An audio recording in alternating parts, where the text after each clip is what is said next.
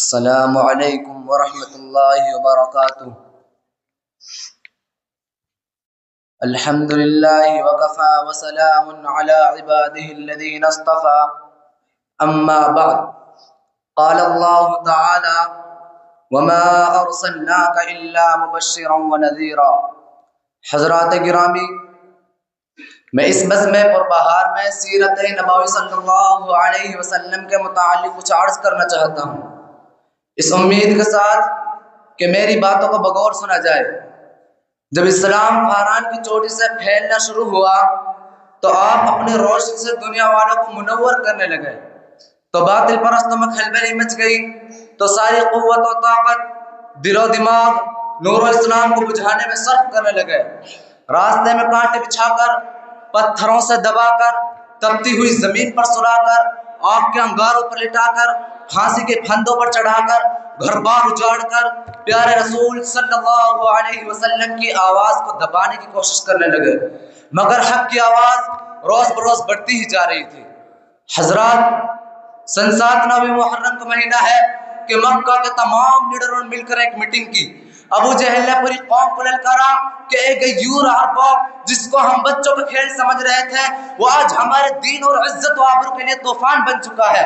جس دین کا چرچا محمد کر رہے تھے، ان کے ماننے والوں کی تعداد روز بروز بڑھتی ہی جا رہی ہے، ہمارے خداؤں کی توہین کی جا رہی ہے، جھٹلایا اور ٹھکرایا جا رہا ہے۔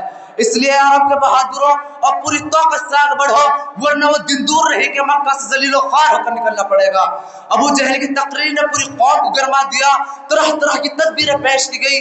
بڑی دیر کے بعد یہ ہولناک تدبیر پاس ہوئی کہ محمد اور ان کے ماننے والوں سے بالکل بائیکاٹ کر دیا جائے، ان سے خرید و فروخت، سلام و کلام، لین دین بالکل بند کر دیا جائے۔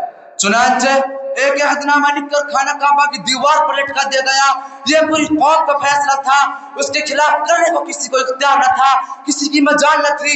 مسلمانوں کو شعب ابی طالب میں بند کر دیا گیا، راستے پر پہرے بٹھا دیے گئے۔ مسلمانوں میں بچے، بوڑھے، جوان، عورتیں سب تھی۔ کھانے کے سامان دھیرے دھیرے ختم ہو گئے، کانٹے کھا کھا کر، درختوں کے چھالے کھا کھا کر دن کاٹنے لگے۔ صرف ایک دن کے لیے پابندی ایام حج میں ہٹا لی گئی۔ مسلمان گھاٹی سے باہر آ گئے، کپڑے پھٹ گئے، آنکھیں دھس گئی، قدم لڑکھڑا رہے تھے۔ حضرات گرامی، قربان جائے ان مسلمانوں پر جن کی زبان پر کوئی شکایت نہیں تھی۔ مسلمانوں کی خستہ حالت دیکھ کر کفار تہکا لگا رہے تھے اور کہہ رہے تھے، اے مسلمانوں، کیوں تم اپنا آباء و اجداد کا دین چھوڑ کر ہلاک و برباد ہو رہے ہو؟ اب بھی تم محمد کا ساتھ چھوڑ دو، ہم تم پر سے ساری پابندیاں ہٹا لیں گے۔ مگر مسلمانوں نے جواب دیا، اے کفار سن لو، ہم حق پا چکے ہیں۔ میں اپنی تقریر کو ان چند باتوں پر ختم کرنا چاہتا ہوں۔ اللہ تعالی ہم کو اور آپ کو صحیح راستے پر چلنے کی توفیق بخشے۔